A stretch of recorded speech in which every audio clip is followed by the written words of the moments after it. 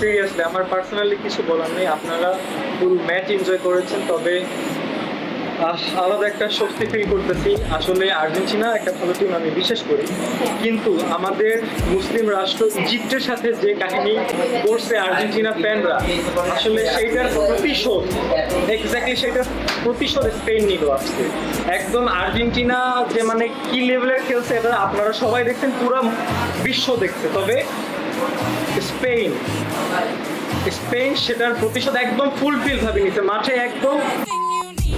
আর হ্যাঁ, এটাই এমন একটা বিশ্বকাপ যে বিশ্বকাপ থেকে প্রত্যেকটা কিংবদন্তি বিদায় নিচ্ছে এবং অলরেডি বিদায় নিয়েছে। বাট এই বিশ্বকাপটা আসলে অন্যরকম ছিল।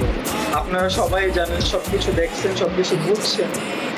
আমার এটা নিয়ে আর কিছু বলার নাই। তবে নেক্সট বিশ্বকাপ কিরকম হয় জানি না। আর্জেন্টিনা নিয়ে আর একটা কথা বলার আছে যে জিতলে জেতার মতো আমি এটা বলতে চাই, হয় জিতো না হয় হারো, অ্যাটলিস্ট আর্জেন্টিনার মতো দুর্নীতি করবে না।